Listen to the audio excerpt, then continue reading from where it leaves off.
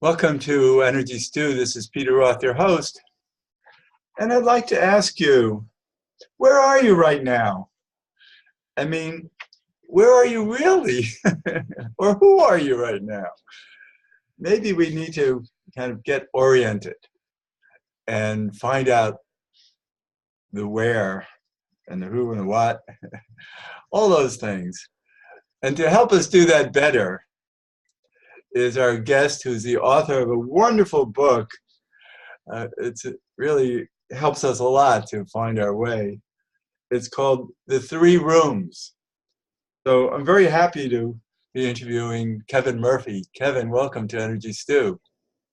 Thank you very much, Peter. I'm happy to be here. And and where are we right now? We have three rooms here. I see you're in a big room. For those who can see us, even though most people will only be hearing us. Um, and which room are you in? I'm right here in the present room. Okay, good. And that's the point, is where are we right now? And we have three rooms to choose from. And very often, and sometimes for good reasons, we're in the past or the future rooms. You know, we don't have to force the issue. Actually, forcing the issue might be a problem also, right? Absolutely. So maybe it's just good to know about them, and then we can feel our way. And I think that's one of the points you make in the book, is which room you're in and how to appreciate that room has so much to do with how you feel about it. This is true. This is very true. And I think when we're talking about the three rooms, we're really talking about the place our thoughts go. So, when I look at the past room, it's not recalling positive past experiences, and because people say, well, you want to be in the present room, but you can't always be in the present room. And like you were alluding to, sometimes we learn from the past, or we have to plan for the future. But I don't think of going to the past room as recalling positive past experiences or trying to remember something and learn from the past. It's really when our thoughts go to the past and we're thinking about something that's already happened that's causing negative emotions. And therefore, we're reliving those negative emotions. And in the future room, you can plan for the future. But when you're thinking about something in the future, and typically it's when we're thinking about worst case scenarios, or thinking about something that we don't have and we're worried about it and feeling stress and anxiety. So that's when we're in the future room, feeling negative emotions. So being in the present room is when we're not having thoughts of the past that are causing negative emotions, or thinking about something in the future that's causing negative emotions. We're just experiencing right now, feeling positive emotions, and that's really where we're aligned with our higher self. Right. So it's really about understanding our sensitivity to how we hold ourselves in life, how much power we give our ego to live in its judgments, and to even be harmful in its judgments to our comfort in life. And so our ego can pull us to the past or the future in ways that discomfort us and have us struggle in life. So what we're talking about is smoothing out life by trying to be as, let's say, less problematic in it. Not that there aren't good problems to solve, but this is about, solving or being in the struggle of it, and not being present. But there's so much in your book about the power of the presence. And so what I guess what I'm looking at is there's a power of the presence versus the power of the ego. this is true. And when you're in the present room and you're aligned with that power of the presence, if you will, or that universal consciousness that we all share, then even when you look at the past or when you look to the future, you don't have those negative emotions. And so because you're looking at it differently, and you brought up the concept of the ego, and you can think of it, we can look at the ego and the Holy Spirit, or however analogies you want to use, but I think of it as negative emotions or positive emotions. So if we're feeling negative emotions, if we're thinking about something that's causing negative emotions, you can think of that's the ego thinking those thoughts. And by definition, the ego's thoughts are causing negative emotions because it's not looking at any situation, past or future, the same way our own soul or our own higher self is looking at that same situation. And so when we align with our higher self, we see things differently. We can look at the past, we can recall positive past experiences, we can look to the future and we can imagine the future that we would like and start to create the future that we would like. And we're doing it all right now in alignment with our own higher self, aligned with that, once again, that universal consciousness that we share, and our indication that it's the ego's thoughts that are pulling us out and thinking about something that negative happened, and feeling anger towards someone or worrying about something. That negative emotion is our indication that that's the ego's thoughts, that's the ego's voice I'm listening to, and I need to come back in and align with my own higher self. Right. It gets a little complicated between these two because the ego complicates things. Our higher self, our being in the presence of, let's say, call it our eternal self, can't be harmed. And I'm thinking of yesterday, for instance. I had a bad day yesterday. Somehow there were energies that I was feeling from the past that had to do with many times where I had to deal with suffering of people's bad behavior toward me, for instance, abuses, struggles, different ways that were very difficult when I was younger, and conditioned me to live in a lot of fear because I couldn't trust people because they were harming me. And so I was feeling the energy of that yesterday, and yet knowing better. So I could feel vulnerability in life, as I think that's a lot of the problem here is our egos judge our vulnerability and cut us short so that we feel inadequate about life. And fear of others, fear of the future. There's so many things that we can fear of, meteorites falling on our heads or whatever could happen, but just ways that we feel vulnerable. And then to come back to the present of our oneness, of that higher being who we are, which is strictly our awareness of light, of love, of being, and being in that, it kind of, it weakens all of this other stuff.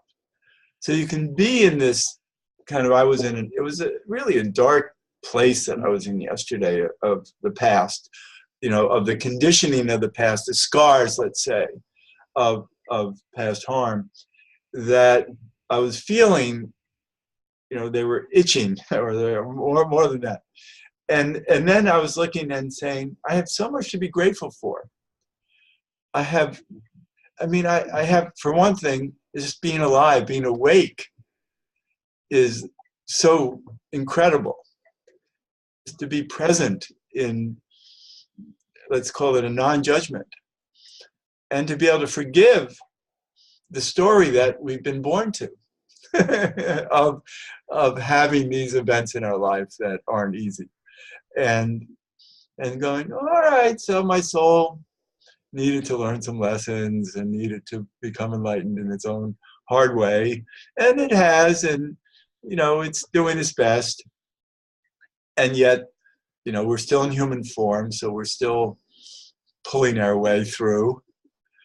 But we don't have to suffer when we know who we really are. It's very true. And I think you hit on two really important points. One is when your thoughts go into the past, and you start recalling all different things that have happened in the past and they're causing negative emotions. That's you gave the perfect example of going back to the past room. And yet I wasn't recalling them until the emotions, I was feeling them. And then why do I feel this way? Oh, yes, I've been harmed. Yes, and it's still looking to the past, and the negative emotions is your indicator that you're in the past, and it's based on a perception. And your perception is that you were harmed. And you can say, well, I really was harmed, but it's still, everything is our perception. And so it's how we look at things.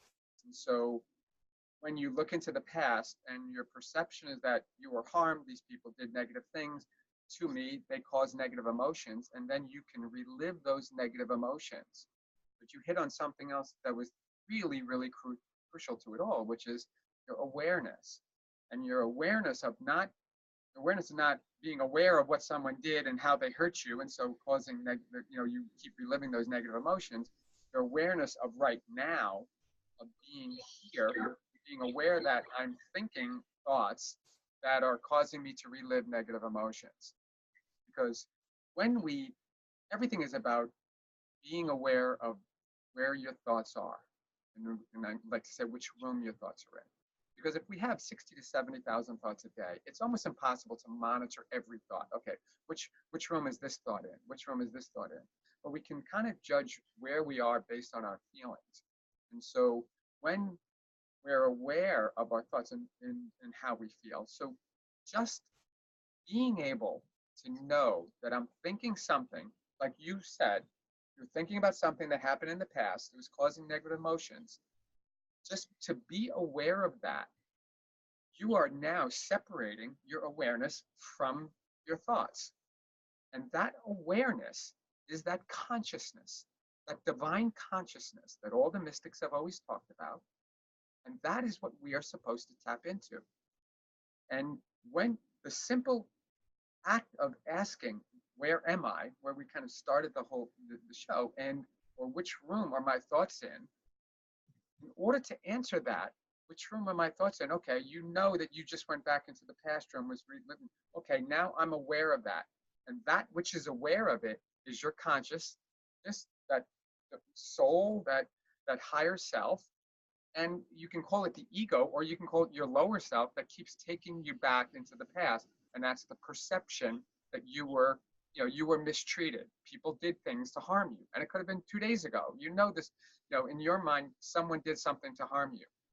But your higher self is not condemning that person. Your higher self is not blaming that person from 20 years ago.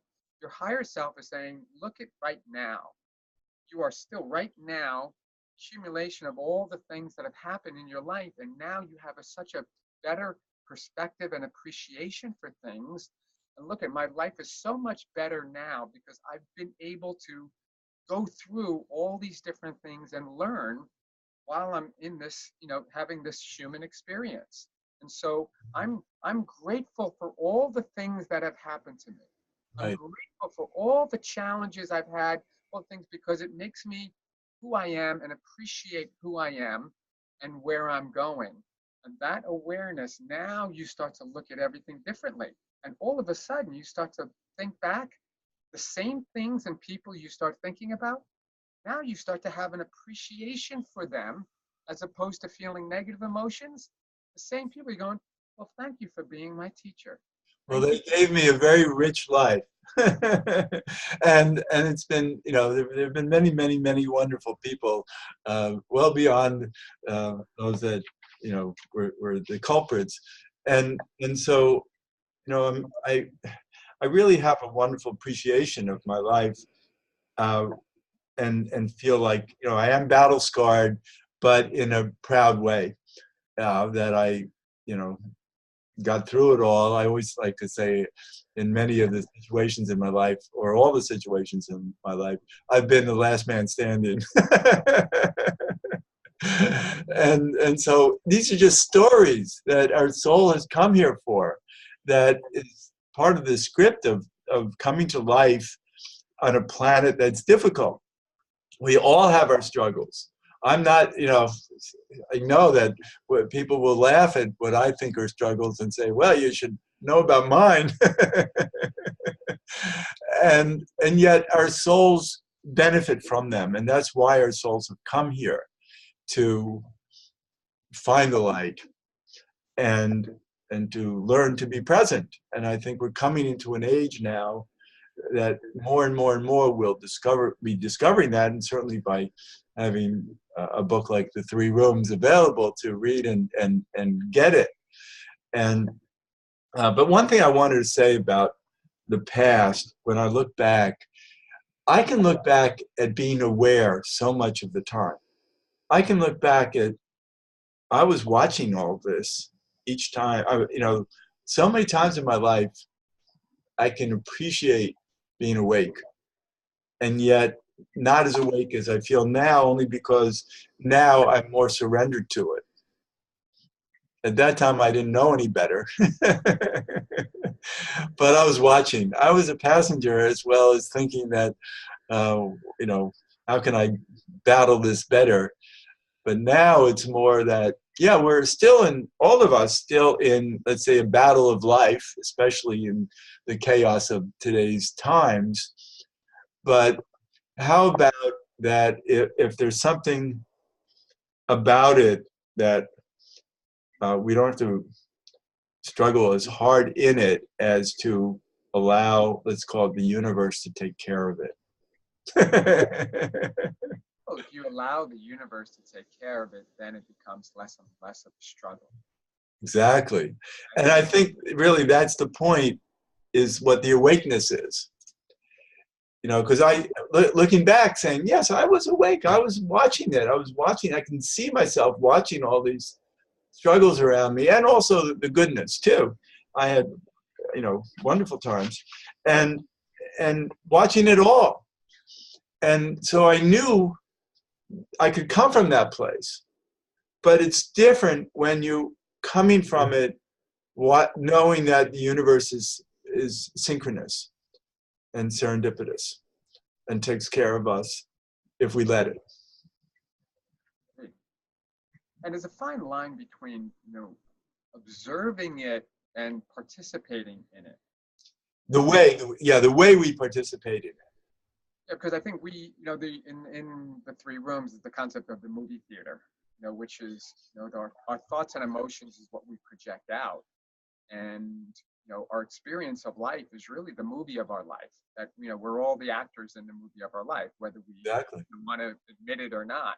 So you can think of it as, I'm just watching the movie. And as you were talking about, being witness to everything that's going on around you, even if you're going through difficult times, you don't have to feel such negative emotions, because you're actually aware of what you're going through. And so you can be more of the witness to it. And that's a good thing. But there's even another step, because we didn't come here, when we are the non-physical part of us that formed and manifested in these bodies for this experience, for this physical experience. We didn't come into these bodies just to watch the bodies. We came to experience, life on Earth, which I call this land of perception and time. We want to experience it. So the richness of it. So being here, but if we're really experiencing it, it's who's directing us in this movie of our life. You can think of, when we go back to the ego, you can think of, okay, the ego is the director, and the ego saying, that's the son of a gun. He did this to me. I'm so mad at him, or worrying about this. And we can be in these bodies, listening in the movie of our life, participating in the movie of our life, listening to this loud chatter that's always trying to get back at people, or worrying about things, and we're feeling these negative emotions. Or we can recognize that we're in this movie of our life, and our higher self is the director. And that's the one that's always guiding us. So now we're not only being able to witness it, but we're experiencing it. We are the actor, and we're saying, wow, this is great. I'm experiencing this, but I'm being guided by my own higher self. And so I get to really experience joy. And then you can start to think of those things of appreciation. Thank you for letting me experience that. It's almost like your higher self is telling you, thank you for letting me experience this. Like I came here to experience myself, which is love. And the more we feel good, the more our own higher self gets to feel good. And that's why we came here. But I also think we come here to do that via the struggle and be able to see it from this higher vantage point is the gift. I agree. We came here for, I like to think of contrast as opposed to struggles, because I don't, the thought of everything's supposed to be hard and struggle and a fight. You can change that to, we are meant to experience contrast, because if we don't experience contrast and go through things, excuse me, like, struggles, if you will, then and feeling negative emotions, then we can't appreciate feeling positive emotions. Right. So the full yin and yang of where we are. right. The full yin and yang of life. Exactly. And so maybe challenge is a better word for me, because we do need to have inner strength, and it manifests in many ways. Sometimes it has to be physical. We have to lift things and move things and assert ourselves. But if we can do it magically, if we can do it with inspiration and trust that we're guided properly, it's just like, being on this radio show and speaking with each other. We have no idea what we're going to talk about in the next minute or two or three, but we're trusting it. We believe that we're being guided, that our higher self is probably, in charge. Exactly. And I like the word challenges over struggles. Yeah, that's good. That's very helpful. I think inner strength is, in other words, just alignment. That's what it is. It's about, seeing the world through the eyes of our source, and aligning with our own higher self and viewing everything in the world from that perspective, and that kind of changes it. Yeah, and I want to get more and more into this with you. Maybe we can do another show at some point soon, because it's so great to talk with you about this, and because the more that we can adjust ourselves, and that's what the point. It's like maybe you and I aren't really introducing new ideas to people so much as the words we use, the way we're doing it helps people rethink about it and get it in new ways and maybe better ways. Correct. I think all of the ancient truths. You're not coming up with new ancient truths as you talk about. It's just different ways to to look at them, to perceive them, and sometimes it's like in school when you're learning something and you do math and you're doing this whatever it is, algebra or something, you're going over and over and over and you can't really get it, and then a teacher just shows you a little a different way to do it, a little trick, and you go, oh, now I get it. So right. It works for something. If someone says, oh, now I get it, then let it go with it. And that's what looking at your book, The Three Rooms, and then saying right off, well, it's a past, present, and future. I understand all about that, so I get it. But you really bring it home, and so I think people can really get so much out of reading Three Rooms, because you dig deep into who we are and what it's all about. You have a really wonderful past of research and learning and studying higher understandings, the ancient ways. And I think, maybe right now what we're trying to do is catch up with the ancients.